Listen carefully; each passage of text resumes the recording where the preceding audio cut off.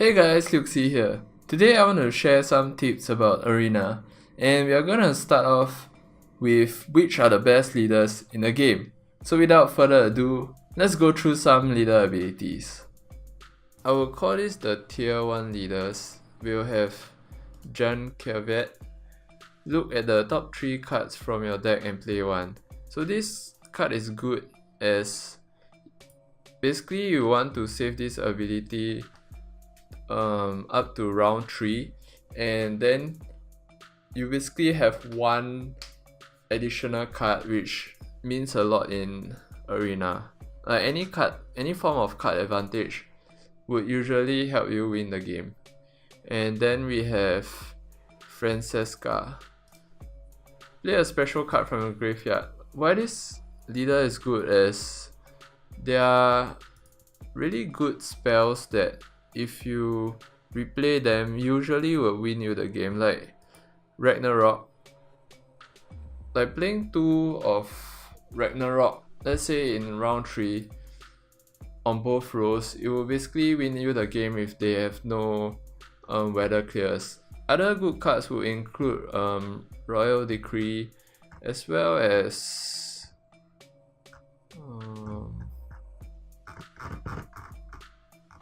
where's that card? As well as Renew. So this allows you to choose and pick the stronger units and replay them. So that's all for the tier 1 leaders. Going to tier 2, there are in tier 2 I would say it consists of leaders which do damage and as such allow you to gain a point advantage over your opponent. So the first on this list will be hoog. So not only does he do damage, he also allows you to move units. So for example, units that need to stay on the melee row for their ability to be active, you can move it to the range row. And also for the next one, in tier 2, I would have to give it to voorhis. Voorhis.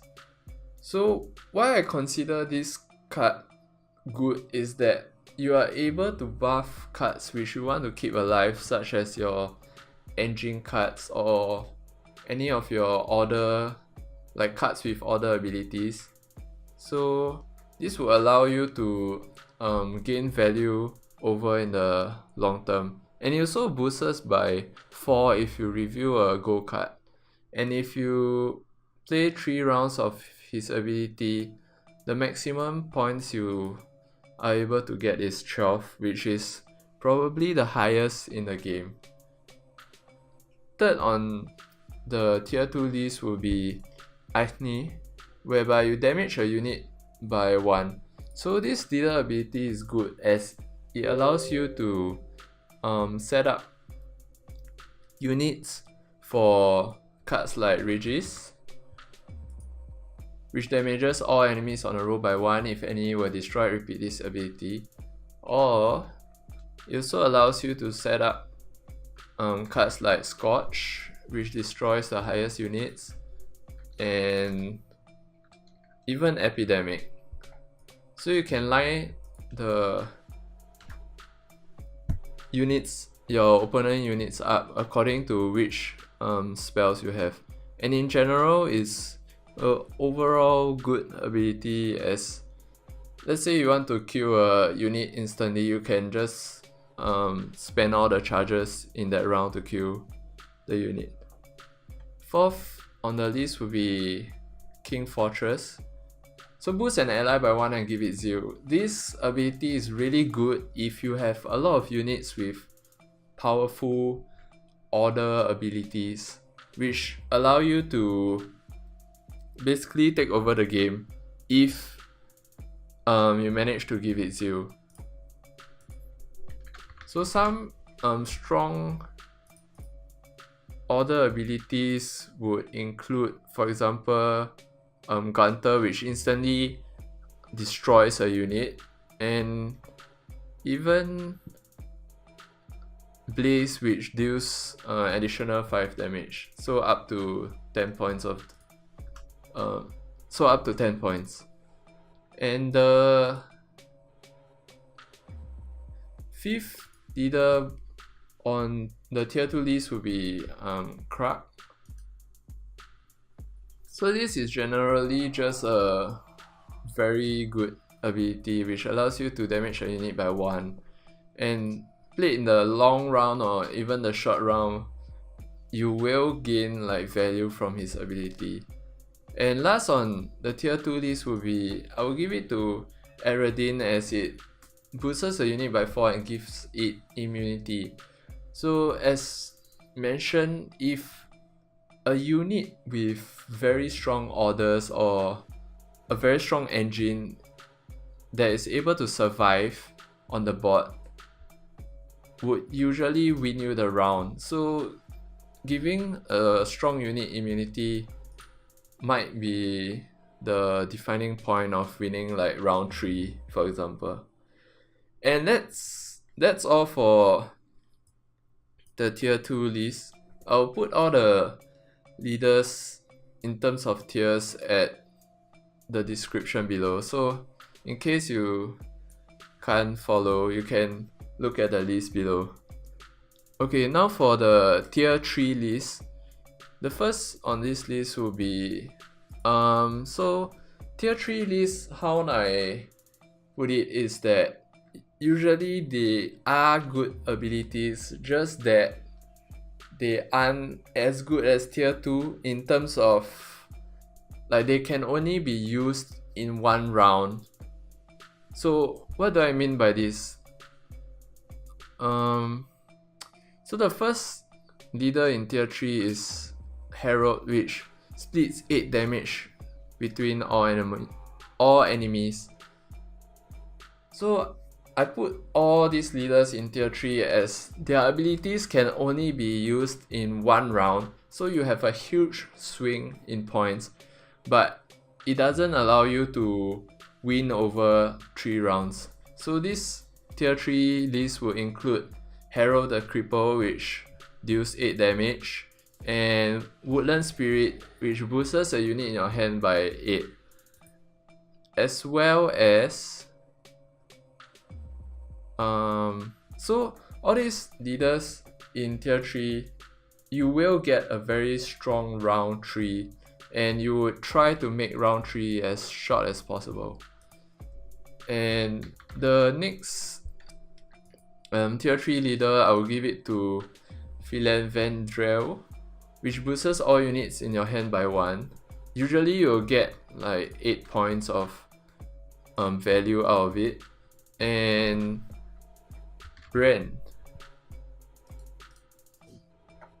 I give this leader tier 3 as if your deck is not that good, this leader might come in helpful, as it allows you to cycle through your deck every round, enabling you to take out all the bronze and hopefully you'll get a gold.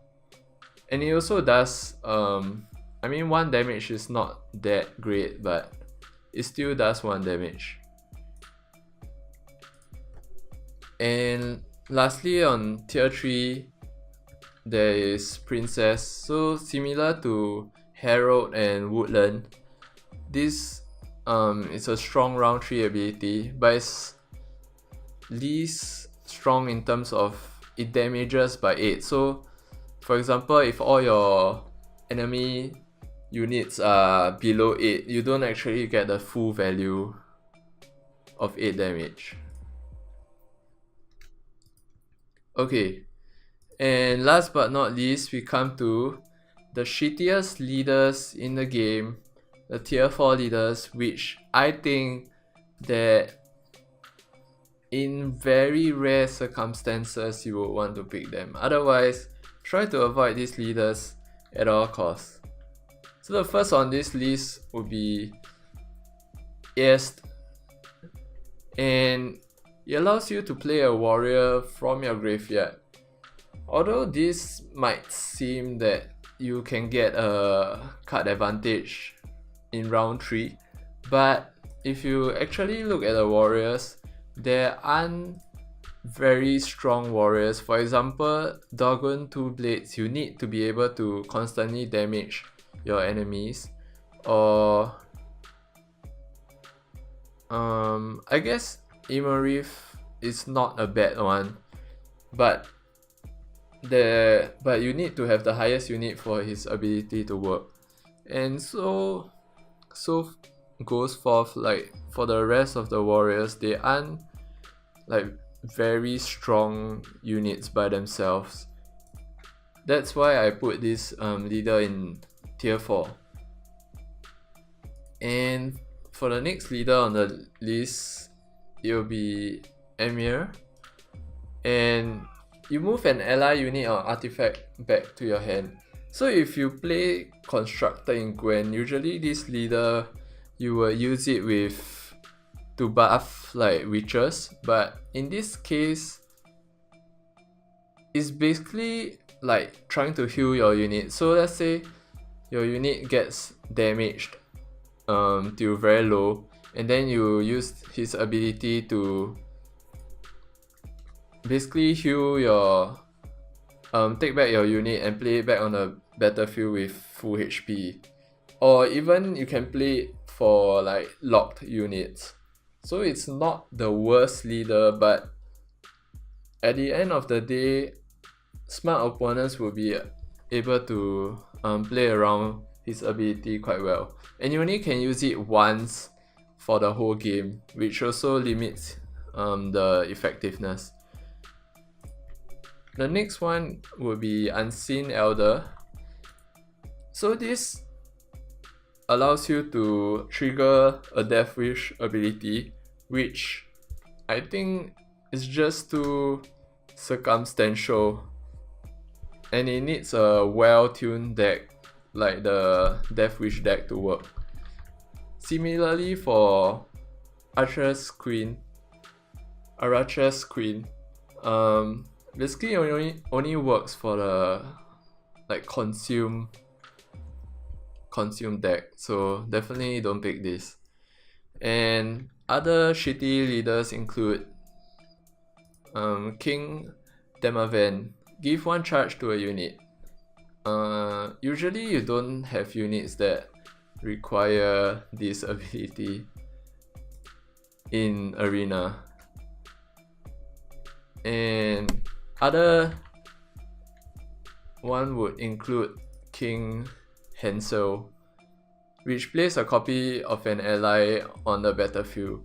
So this requires you to draft 2 of the same units, as well as you want it to have orders so that you can make use of the Zeal ability.